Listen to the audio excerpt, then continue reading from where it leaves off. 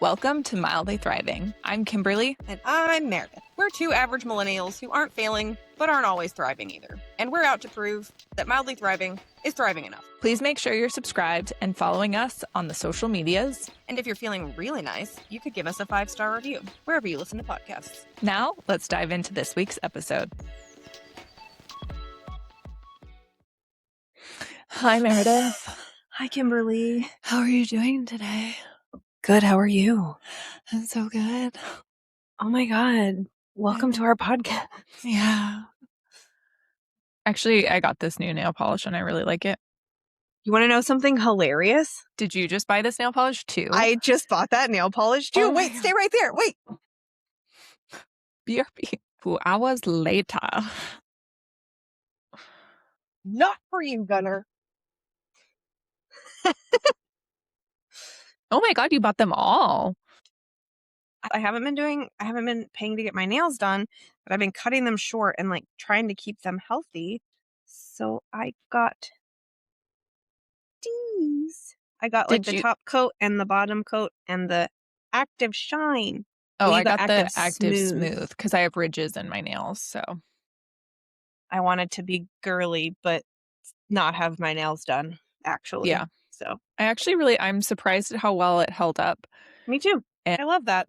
Yeah, I went on Amazon and was just like trying to find some more natural ingredient type that wasn't, I don't know, gonna for sure give me cancer. And it's like, oh, these had good reviews and yeah. Okay. Look at us go. Okay. Well, at the top of the episode, this is going to be our last episode in our season 1. Look at us. So yeah, we're gonna take a little break. We're gonna take a summer break. We are gonna take a summer break, but I promise we'll be back bigger and better than ever. And I don't mean physically. I'm actually really trying to lose weight, but like we're gonna be good. Don't forget about us. Don't forget about us. They won't. I mean, we're unforgettable. We are unforgettable. Would you like to know what I'm going to be doing this summer so I can be smaller? Okay. It's going to be on my bingo card. You ready to see? Yeah, I am ready to see. Okay. All right. Shit is getting weird. She has left her computer and her headphones and her mic. Okay, now she's coming back making a weird face. It looks like she might be putting on pants of some sort. She's putting her headphones back in, so she's going to hear all the shit that I've been talking. What? I can see your mouth moving. I just can't hear you. This is really hard to narrating so that our listeners I figured you were. Are you ready? Do you have assless chaps? No. Chaps. No, you have those. I hope that's on your bingo card. It's not. You got rollerblades? Oh, yeah. I am actually really excited. I love it. I have rollerblades. You do not. I do. I have rollerblades. I have a helmet. I've got all of the pads and all the stuff. My pads are over there. I still have to get a helmet, but well, now I'm going to scratch something off my bingo card and put rollerblading. Yes. Do you want to come rollerblading with me? Yeah. I almost said, do you want to come bingoing with me because you said bingo card? I'm really excited about this. I was very nervous and a little hesitant, and I was like, am I going to be that weirdo out at Ruston that's like rollerblading by myself and everybody's laughing at me? And then I was like, you know what? Fuck it. I don't care. I can't make myself work out unless it's fun. And I love rollerblading, and I haven't done it in so long. I actually put them on when I got them, and I rollerbladed around the apartment. And I'm actually not as out of touch as I thought I was. So anyways, I was very excited to share that with you. I am very excited for you. I'm excited to see that on your bingo card, which you still have not completed. But you really do good way to bring it down. Thank you. You do need to share that with our listeners before our summer break. Yes, ma'am. But yeah. Do you want to know what we're talking about today? No. Just kidding. Okay, okay, Kimberly. Yes, of course. I would love to know because I'm not mean. But I am, so I'm not going to tell you. Just kidding. Goddamn Just bitch. kidding. Okay, no. So today we're going to be talking about resting. Not resting bitch face, just resting. And why we think our culture has such a weird relationship with people taking time off, why we don't have more breaks. Um, like as soon as you get out of school, you essentially never have a like break again in your life except for the occasional holiday if your company that you work for recognizes them. Did you pick this topic specifically to be the last episode before we go on a break? Yes, I did. That was genius. Thank you. That was good. Look at this is why she gets paid the medium bucks, folks. Yeah. Yeah. So I just thought because I was kind of feeling like, well, if we take a break, like, what what does that mean? Like, and it's like, no, like when did taking a break become this thing that we think Frowned so upon? yeah, that we think so um poorly about or of people who take breaks. Yeah, So, I love it. yeah. I as someone who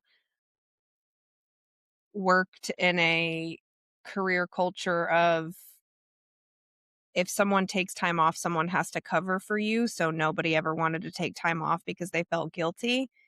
Like, yeah, I appreciate this topic.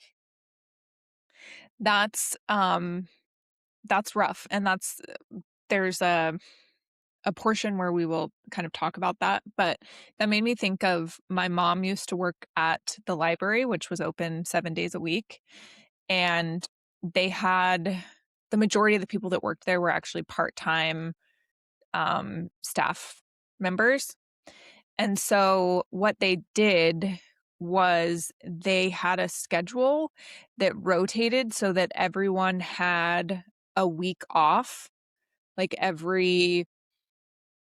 I wanna say it was every month you got a week off. And it's like, why don't we do more of that? Then, like, if that's your schedule and you know that you're gonna have this week off, and obviously not everything always lines up perfectly, but you could use that week to go. I remember my mom was very militant about, like, "Well, that's not during my week off. I can't." I was like, "Okay, sometimes we have to, like." But it's my wedding, mom, you know? Yeah, there are exceptions. That I my team's schedule is 24/7, but and it's rotating days and nights, Mhm. but a reason keeps them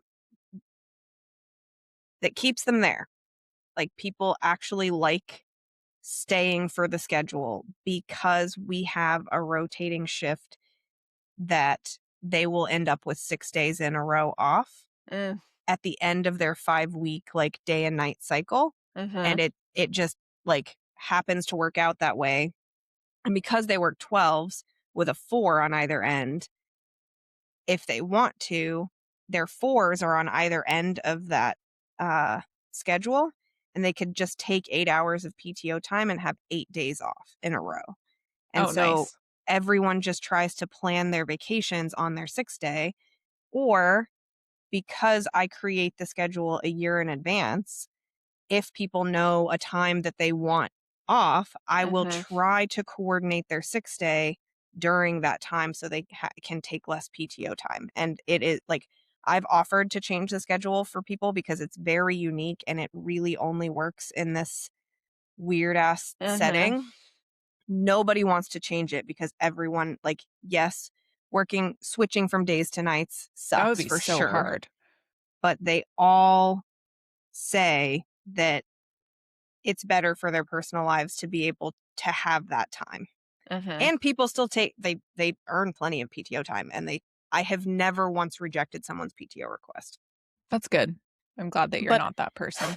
but I think that comes from working in a culture where it felt horrible to take time off, or I never called out sick unless I was dying. I can count on one hand how many times in 10 years I called out sick.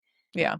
So I promised once I got to this level, like, I wouldn't do that to people. We'll figure it out. So what happens then when people call out, or if your schedule comes out a year in advance, like that's pretty far out and sometimes we don't know about certain things, Yeah. then what? Do they request that off, or do they coordinate a schedule shift with someone else? Like that's their problem.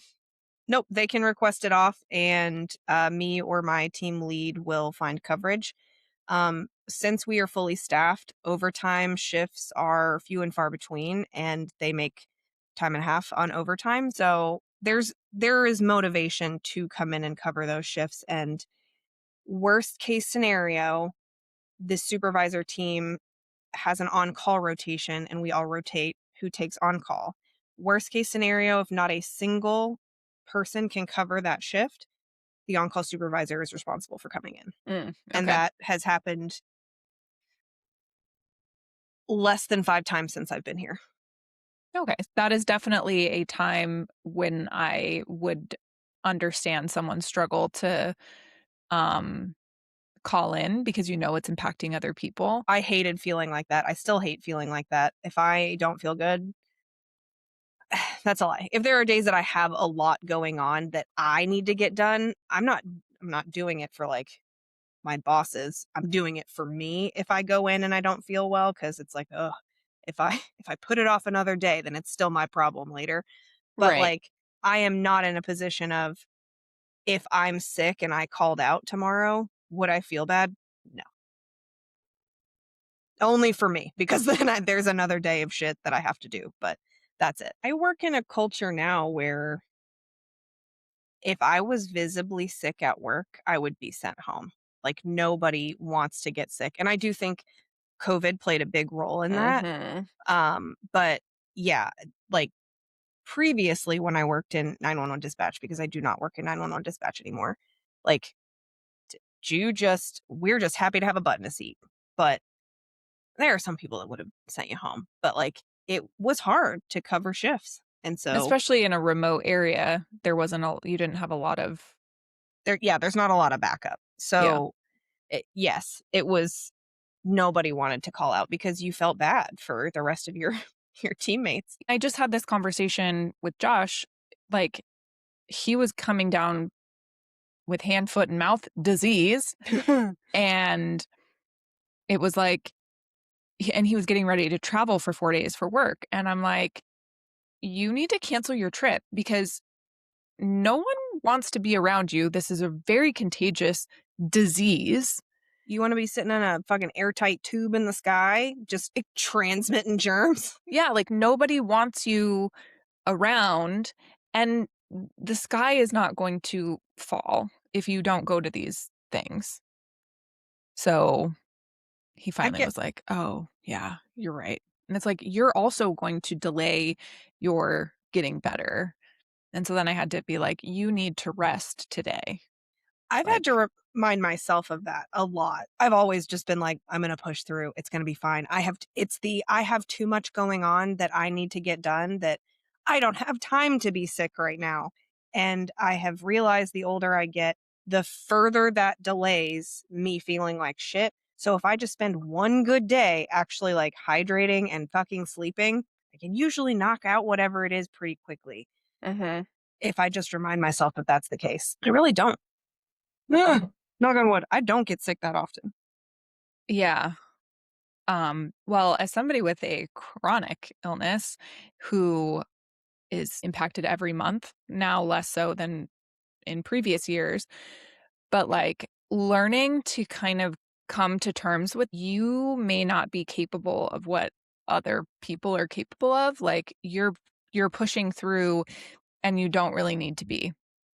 Like, you need to rest. You can barely keep your eyes open. You're in pain. What are you trying to prove? Yeah. Nothing. Just go be a piece of garbage on the couch and you're gonna feel better tomorrow. And it's like letting go of that guilt because that guilt almost makes that resting even harder. Well, how many times have we talked about, I bitch all the time that I'm too busy and I have no time to relax. And the second I have a rot day, I'm like, I should be doing something. There's 40 things on my task list that I could be doing right now that I'm avoiding because I'm sitting on the couch. But I really don't get to do that often, and there's no reason for me to feel bad about it. I just had to tell boat guy the same thing. I'm really good at giving the advice. I'm not good at Yeah. taking it, but yeah, he was like, "I really just like spent the day on Instagram and like didn't do anything." And I was like, "Yeah, but when was the last time you got to do that?" He was like, "I don't really remember." And I was like, "Then don't feel bad. It's And probably because you fucking needed it." and even if it was 2 days ago, what does it matter? Yeah, Like, if you're still getting the things that you need to do done, it's it was your okay to rest. yeah, it was your day off. The sky's not falling. Like nothing detrimental happened. It's Yeah. fine. Other than us making ourselves I think I think our culture equates productivity to morality. And like, if you're a good person, you're productive. And if you are somebody who likes their leisure time, you're lazy and, you know, or entitled. Like, entitled. well, it's like in my brain that's like associated with someone who, which is terrible. I feel bad for even thinking that way, but like someone who has all of this leisure time, it, they must be doing well enough to be able to have that leisure time. And I'm sitting here thinking, well, like I'm not doing that well then. Like I don't have that kind of money to be able to just relax all the time. Does that Well, make sense? but the other thing is for some people, it's a matter of how they schedule their time. True, because I'm sure to some people it looks like I am that person. I'm just never sleeping and I'm busy all the time, Well, but that's a choice. Like, you're choosing to spend your free time going out and doing things versus, rotting on the couch. yeah, which obviously rotting on the couch for days and days and days on end is not good, but resting is good. Having good sleep is Yeah. good. But we equate being busy as being admirable. But if you're exhausted, you're successful. But like, if you rest, then you're lazy. And PTO is an inconvenience. Yes, there's someone at my work right now who is um not necessarily being forced to take time off where there you have a max level of PTO that you can get to before you start losing it. And like this person is losing their PTO at the end of June if they don't start using it because they've hit that ceiling. And it's like, I will never, I was never, I will never be that person. no. I do not care about anything enough that I'm going to give up my personal time that often. I don't get that. And I've I, never understood that. I've known people like that, and I could maybe understand it if, like, this was your business and you felt like you couldn't take time off, but the fact that you're like, now, I had a conversation with another coworker about it who is the sole provider in their family. Their partner stays at home, takes care of their kids, and they have a lot of time saved up. And they're like, well, I have this time saved up, but if anything happened to me, I'd be fucked. So I need that time to be able to like, for sick time. yeah, for like sick time Mm, or like FMLA or just like if any family emergency happened, they were like, I need this time because there is not another provider in our household. I am the sole provider. So I save a lot of time for that instance. And I was like, okay, okay. that I can understand. But like maxing out on your vacation time, which I think the max is like 500 hours or Oh, something insane. So wow. how no, I I'm always struggle the more with person not that's like, having enough I time to don't know that I take. have enough. Yeah. Yeah, that's me. Like, oh, well, guess I'll take that one unpaid. Oopsie. So, Well, and I don't necessarily get that option. yeah. The other thing is like the blurred lines between work and personal and leisure time, whether it be weekend or a vacation where you're constantly accessible. And I saw an article the other day where people were talking about carrying two phones. And they're like, I have my work phone and I have my personal phone, which I think makes a lot of sense in that I kind of don't want my work stuff on my phone. I don't want Mhm. to be doing anything work related on my personal phone. But when I tell you that having 2 phones is the bane of my existence, I don't even want 1 phone. And Yeah. having to pay attention to 2, I I realize that it sounds minor. It's so fucking annoying. Sorry. And Oh. I am accessible all the time, and I have to be. Where I draw the line is I do not have access to my email on my phone. I will Mhm. not check my email from my phone because the second From I your s work phone? yep, I don't. Yeah. It's not on there because the second I see a notification, it's gonna fester and I'm gonna be like, "Maybe it's important." It's not important on a Saturday, but I can't stop myself from looking at it. Yeah. So, it's not on there. I remember I worked at Macy's for a long time, and they would always call on your day off, and they'd be like, "Can you come in?" And it's like and there were no incentives working there other than you got some more hours, but, like, I got to the point where I just stopped answering the phone. Like, I'm not gonna answer, I'm not coming in, I have plans, like, I'm You can't make scheduled. me. Yeah. And I get that that's a little bit of a gray area in my job, but I am allowed to be unreachable. Like, that's why we have an on-call rotation. Mhm. So the other question that I have, and it's kind of a, what are those questions? Like a rhetorical question of like, Yes. why do we get so many breaks during school, but we don't get breaks as adults? Like, you have summer break, you have winter break, you have spring break, you have holidays off, and now suddenly you get into the workforce. I remember the year that I graduated college, and I was like, oh my God, shit. Why do 'Cause 'cause you're not GDP? yeah, I've historically worked jobs where that doesn't fucking matter. The Mhm. operation is 24/7 and We have like, why don't offices ever close for, like, a week? I mean, I know there are some offices that do, um, close for, like, Christmas. They'll close between Christmas and New Year. I remember my dad worked for a guy, and he's like the guy that owned the company was like, "I'm going to pay everyone to just stay home because everyone shows up to work hungover, they do a shitty job, and then I end up paying them to do it again, so I would rather them just take the break." And it's like, "Okay, well, why don't we do more of that?"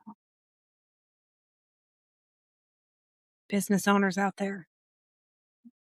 I don't know because our culture is centered around money and that's like what matters at the end of the day, not our health. Yeah, we're a corporate welfare country, not a citizen welfare country. So, Ooh, yeah, that could speaking what? I was gonna say that could be a bigger topic. Speaking Yeah.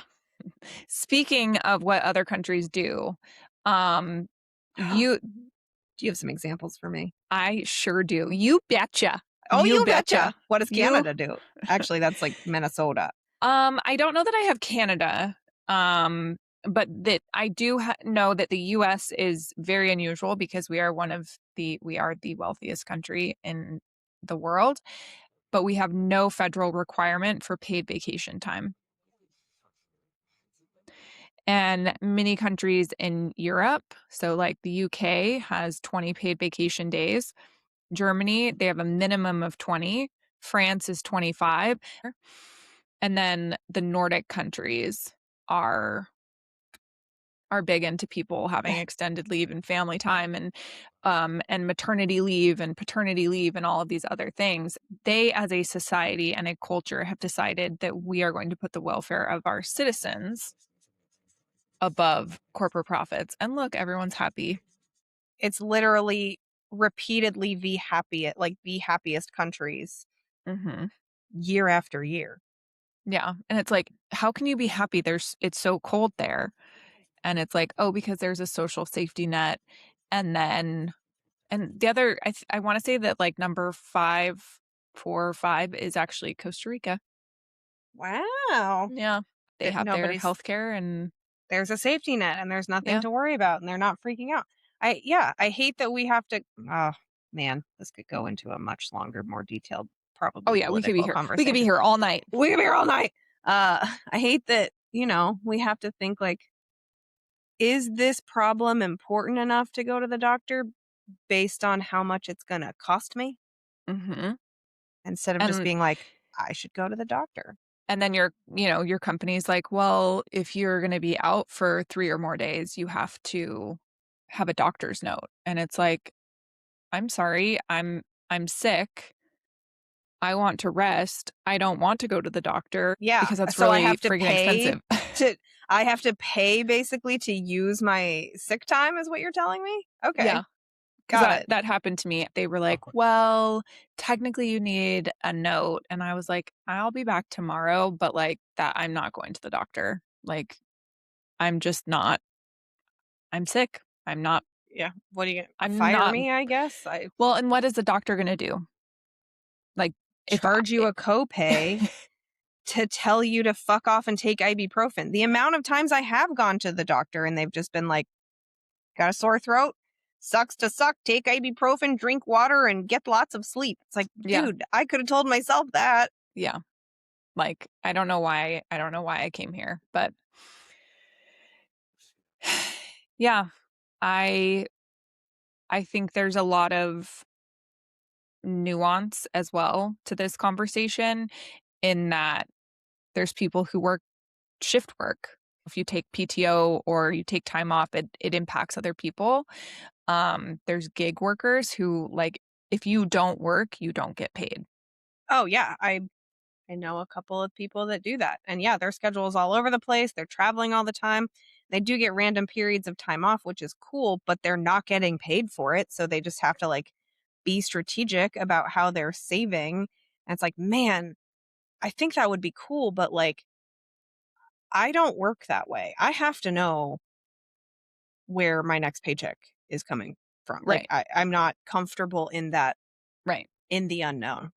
Well, and who has that much money saved up that they're like, it doesn't matter.